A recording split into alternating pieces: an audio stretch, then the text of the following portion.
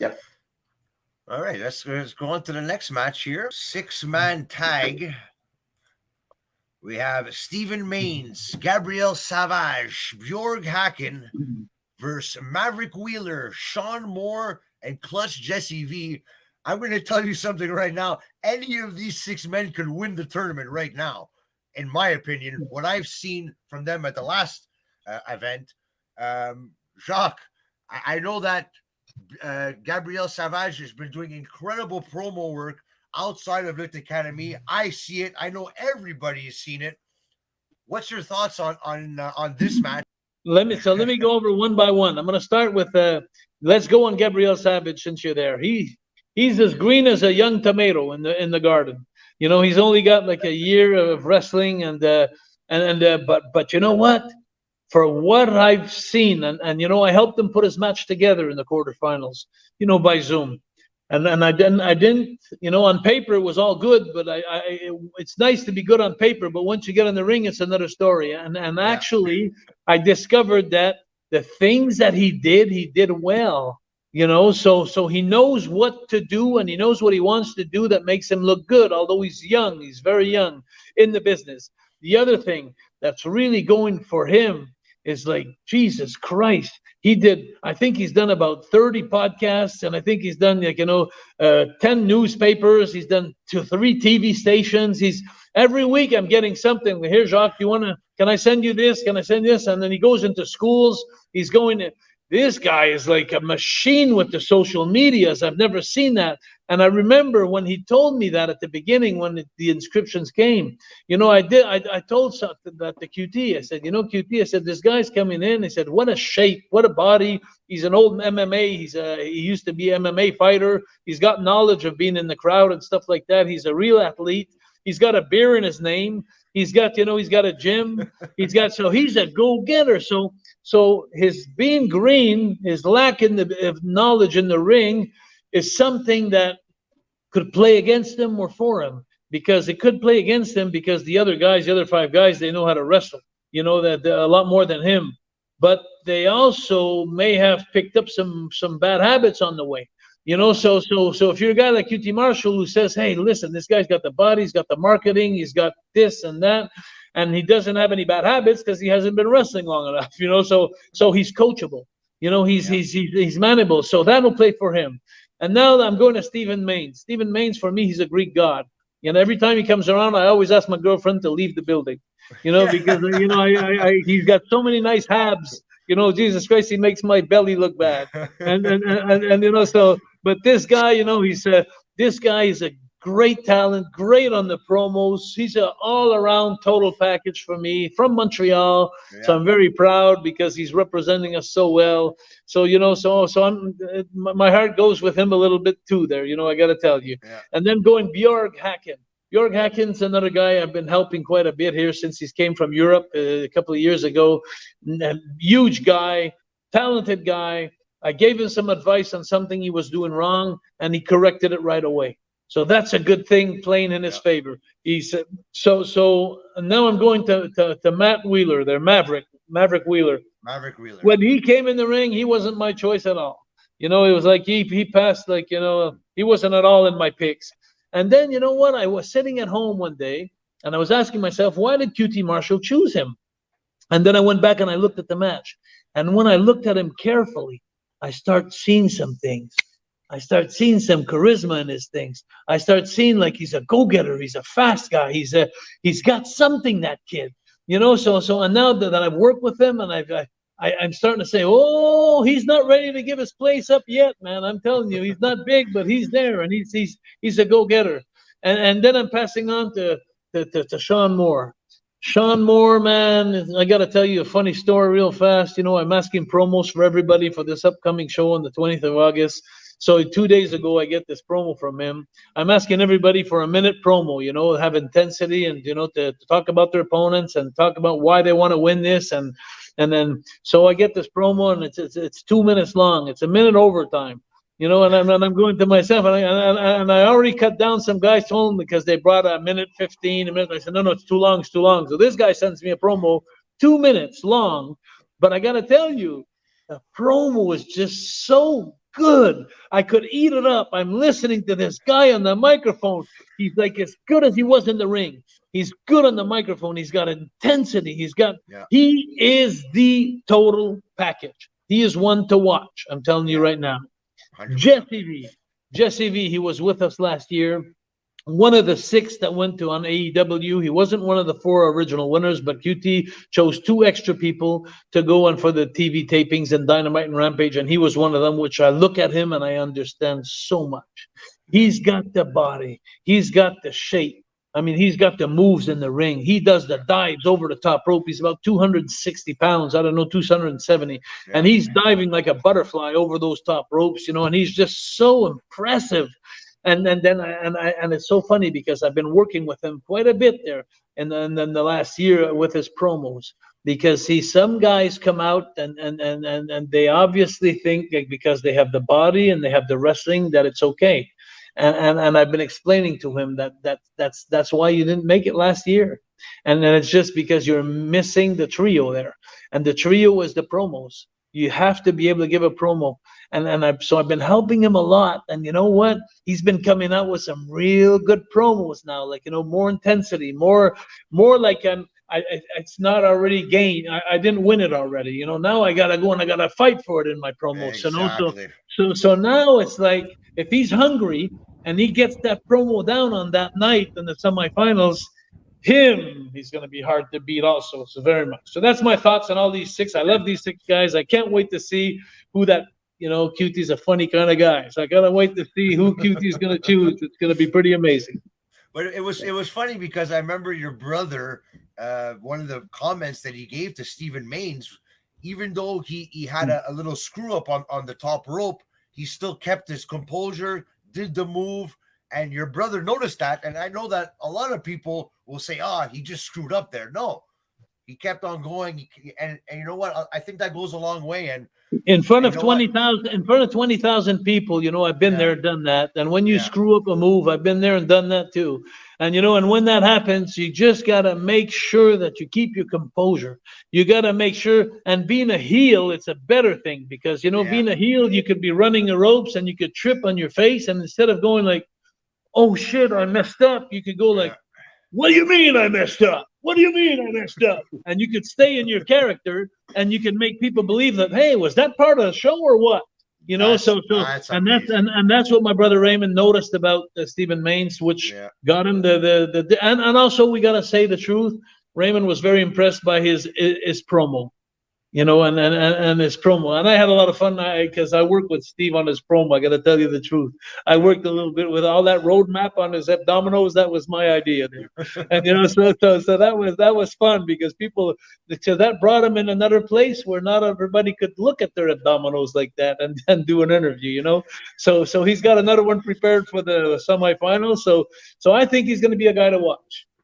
Jeremy, your thoughts? I know you know Stephen Mainz a lot. You faced Gabriel Savage, I think, just a couple of weeks ago, and the other competitors. What's your thoughts on this match?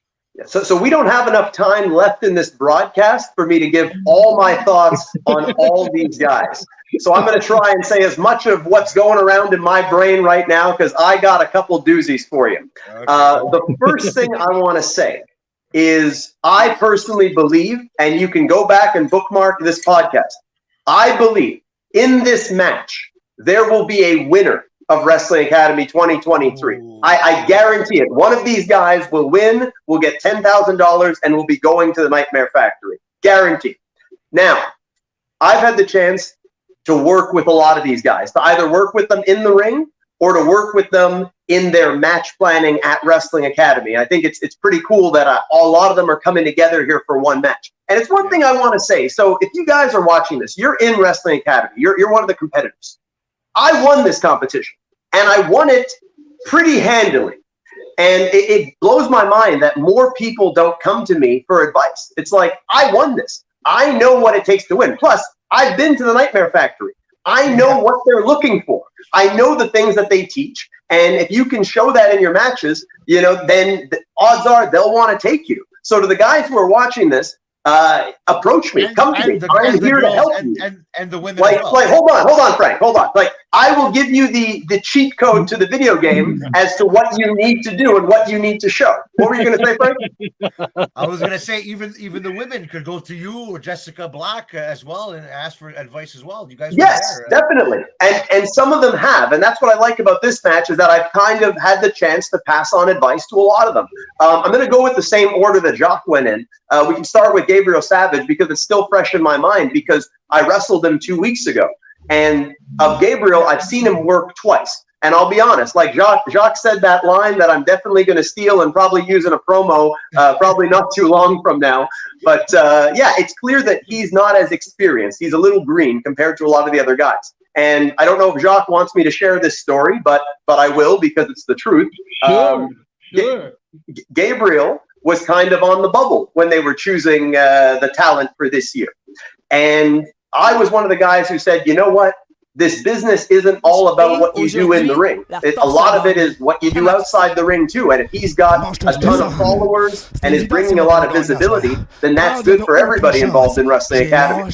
And so I liked him right from the start. And now getting to be in the ring with him, I wanted to see what's his attitude like and what are his skills like. But really, I wanted more to see what his attitude is like. And I'll share this story. Maybe Gabriel doesn't want me to share it, but again, it's the truth.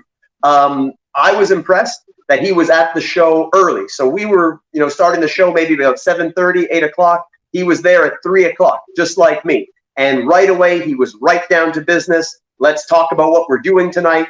And we had a great match. We had a match. The promoter was so happy. He said, you guys executed 100% of what my vision was for this match. You made each other look good. And Gabriel was so coachable. He did everything I told him to do. And what I told the promoter was, if he just listens and is coachable, we will have a fantastic match. It'll be the best match on your show. You'll be very happy with it. And he did that. And I was very impressed by that. If he wouldn't have done that, I wouldn't be praising him as much here in this interview because I tell the truth. But he did it. And I was very impressed. And I think that if he does the same thing here and he listens and does what he's told to do, he'll be able to succeed. And also, if they have someone who's coaching the match like Jacques or myself, he'll be in good hands. So Gabriel, I wouldn't let his lack of in-ring experience be held against him because he wants to do good, and I think he has it in him.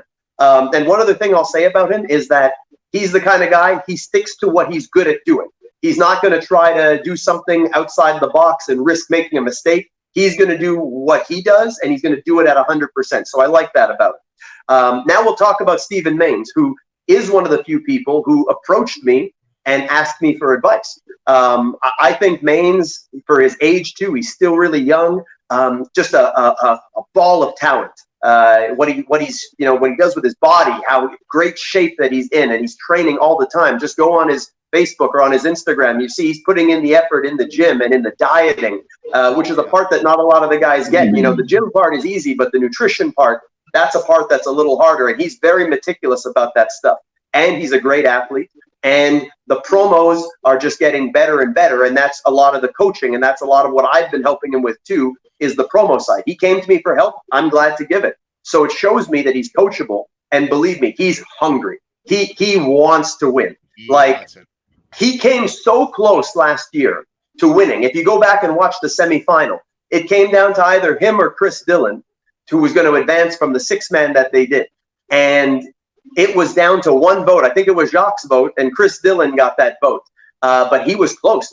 And so I really look at him as someone that if Jacques had maybe liked him a little bit more that day and he would have advanced, it probably would have been him spending the 3 months with me in Atlanta instead of Chris Dillon. So he came really close. And this year, he's not settling for second place. He's hungry and he wants to win.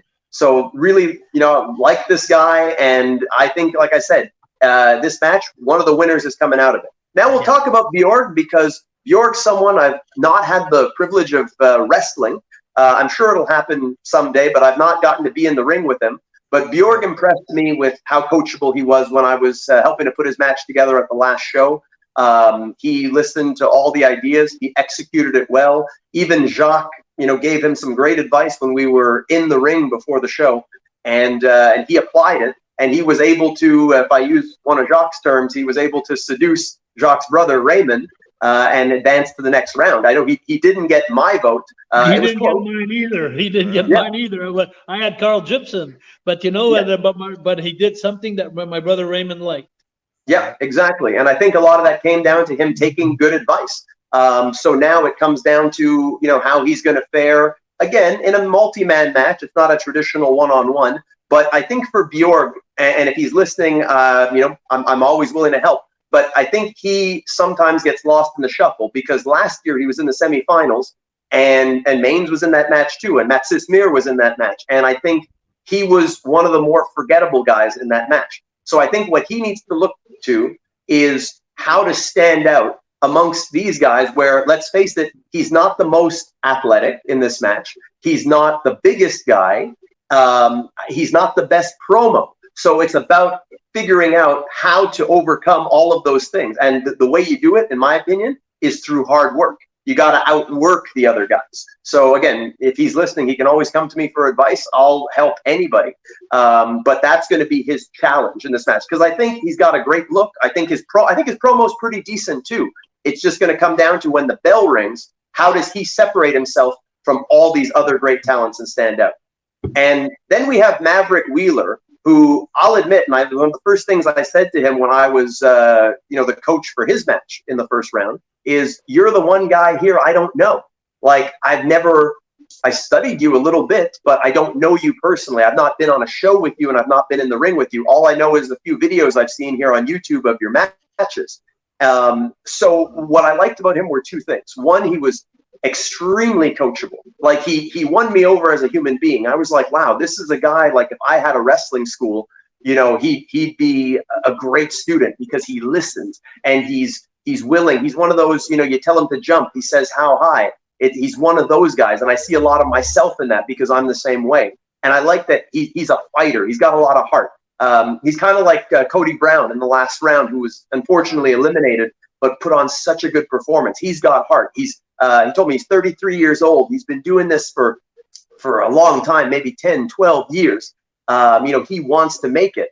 And I think that when you're at that age and you're in the prime of your life, that you're not too far off from being on the verge of either making or breaking. So, there's a bit of desperation to his wrestling. And I like that because you're going to work hard when this is something that it might be the only opportunity like this you get. So he wants to make the most of it. I like him and I coached him. And I think that a lot of the tools that I gave him in that match, because he had stuff that he did, I'm not going to say specifically, but stuff that he did, which are the moves. And then I told him, well, maybe you add this, you do this at this time, you change the order and do it like that. And I think those were the things that made him stand out. And again, I know what they're looking for at the Nightmare Factory. I know what I was taught day in, day out, 6 days a week, 6 times a week for 3 months. So he took that advice, applied it, and was just such a great attitude. It's something that goes unsaid, that when you take someone out of their comfort zone, you don't know how they're going to respond. Some might be like, well, I've always done it like this, so I'm going to do it like this. And then you have to pull teeth with them. With him, it was, he trusted me 100%, and he got through to the next round. Now, Shaun Moore, I really like this guy. I tell you, he reminds me a lot of me. He's a fighter. He wants to win, and he believes in himself. And I think that when you believe in yourself, it's a powerful weapon, because you can't go into this competition and just rely on luck. You can't just, Jacques said it about Jessie, and we'll talk about Jessie in a moment, but you can't just rely on, I have these few tools and, I know they're better than other people, but, sometimes your weaknesses end up standing out more than your strengths. But Shaun, he's got like every aspect of the game. He's got a good body. He wrestles really well. Like he's a good athlete, and he's aggressive. I love aggressive wrestling. I love when I watched it and I can say, oh wow, that almost looks real. Like to the fans in the audience, I don't doubt that they believe that what he's doing, he's really hurting the guys, and he's a fighter. So, I love that about Shaun. And I got to share the ring with Shaun very briefly in Saskatchewan, but watching him work, I'm like, I'd love to get in there with him. And that's something that I think, if QT sees the same things, then that's going to be a good spot for him, because, hey, even if he doesn't make it, I think he could be a good candidate to be that guy that QT decides that he wants to face when he comes to Montreal. but I see nothing but upside on Shaun Moore, a guy who, left his country, who left England and came to Canada.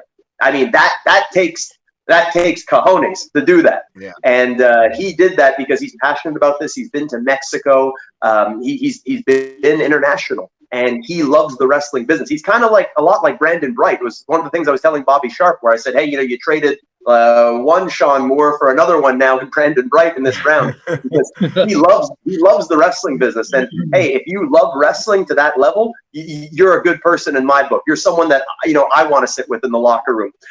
So yeah, a lot of upside on Shaun Moore. And Jessie, I mean, Jessie is a guy I got to know. I first met him, even though he's from Toronto, I first met him in BC when we were on a show in Coquitlam, British Columbia, and we shared a shuttle bus there together. And, I knew he was in Wrestling Academy, and everyone was telling me, hey, you got to watch out for this guy, Jessie V. He's your biggest competition. And, I dismissed it because, my competition isn't Jessie V. My competition is Roman Reigns and Kenny Omega and those kinds of people. The guys on TV, that's my competition. But no, he's a great talent and hell of a body. And what he can do in there as an athlete, I mean, Jacques said it already. He'll deliver moments that people will go home and they'll still be talking about, wow, that big guy when he dove over the rope, or when he jumped up and he kicked the guy in the head when the guy was on the top rope. He's a great athlete. I think that, like Jacques said, the one hole in his game was the promos. And I think that it's so great for Jessie, whether he wins or not. It's great that he gets to work with someone like Jacques who can fill that hole for him. That's going to be something that's just going to be great for him for his wrestling career in general. And the improvement that I've seen from Jessie last year in his promos to now, it's like night and day, which shows that he's got a good attitude, he's coachable, and I really believe he wants to win. I think that, I don't want to go too far in saying this, but I feel like Jessie was maybe a little embarrassed that he didn't win last year, especially when a lot of us, myself included, believed that he was an easy choice in his match. But again, it's not about what you do, what you've done. It's about what you do on that night, because QT is maybe not familiar with his body of work, and all he saw was that finals. So I think that Jessie is a guy that if he continues to improve on the microphone and continues to work hard as he does in the ring, he's a force to be reckoned with. And I think that it's a very strong possibility that Jessie V could be one of the winners this year of Wrestling Academy 2023. And Jeremy, to come to think about it, you and I both had chosen Jessie last year to be one of the winners. Yes. Oh yeah. And it was an easy choice for me. I mean, me too. But I never got to be in. Well, like you say, he's a funny guy, and it's funny because, like, looking at all the guys here, it's like, man, Jessie, I've never been in the ring with him, but Rio recognizes Rio, and I can see that, like, hey, this is a guy that I don't doubt every show that he's on, he's probably doing either the first or second best match on the show. He's a good worker. And I think that with Jessie, it just comes down to, you need to be a hard worker in addition to being a good worker. You got to be undeniable. You can't leave it to chance and just rest on your laurels. You got to go out there and be given 100% every night. Jacques said one of the best things at the finals of Wrestling Academy last year. And, Jacques gives a great speech before every show. And he said, guys, you don't want to be going in there making mistakes. Less is more. Do something, do it well, make it mean something. Kind of like what I said about Gabriel Savage, that he less is more. What he does what he does well. It's not much, but he does it well. But then Jacques said in the finals, but tonight, more is more. You don't want to have any doubts. You don't want to go away from this and you lose and say, I could have done this, I could have done more. And I think that, for all these guys, because this is such a competitive match, you don't want to have those doubts. You're gonna have to show what you can do, show everything, put it all on the table, because I think that this match may be harder for a lot of these guys than their final match for those that do make it to the finals. So, hey, any of you guys are watching, I'm happy to help any of you guys that want to be helped. I'll give you the secrets, and I'll make sure that you do your best. And at least if you lose, well, you lost, but you lost by doing everything you could. Yeah. Well, you know what? I know that if I don't talk about him, he'll probably get pissed off at me. Sugar Shane Pinto got a crazy ovation, the manager of Bjorg. Jacques, what's your thoughts on Sugar Shane Pinto Well, as the my manager. thoughts about both managers actually. You know, Yeah. Michael Plourde also. It's Michael Plourde as you well. know, I want to spend too much time because they're really good managers. They really do a great job, but they can't win nothing in this competition. The only thing they could win is a little bit of attention from QT Marshall, maybe something down the road. But there's no big prizes for them. There's no 3 months at the Nightmare Factory. So, but it's nice to have them as compliments in the show. Yes. I'm glad to give them the exposure because they're in a position where they're fulfilling their duties. They're entertaining the people. They're fun to watch. They're so yeah. I love them both. All the managers that came this year, we were lucky. Even Moishi was really fun. He was a priest, you know, and he was funny. And too much we didn't see more about DC, about Magnum's father. Yes. That was there too. What a big guy, great manager. So Can't miss it's him. always fun to have managers there to complement the show, and especially in this match, you know, it's woof. You almost need to be like a monster with 10 eyes around your head because you got 6 men in the ring and 2 on the outside plus the referee. So you know it's gonna be a hell of a show. I know that for sure. Yeah. But the most important thing in that, to be honest, if I have to give any advice to the managers, it would be don't try so much that night on the finals and semifinals to steal the show, because when you're pulling the eyes on the outside, you're taking the eyes away from what's going on inside. And I think now it's a time for people that are inside the ring to shine. Yep. I got to say real quick about Shane Pinto. I love that guy. I think that he's a fantastic manager. Hey, if I ever had to have a manager, I would take someone like Shane Pinto, unless Jacques was available, because Jacques would also be a great manager for me too. He's gonna take that to the grave. He's gonna tell you that now. He's gonna want to be. Yeah, he's a nice guy. They're nice guys. We're very lucky in Wrestling Academy. We're surrounded by great people.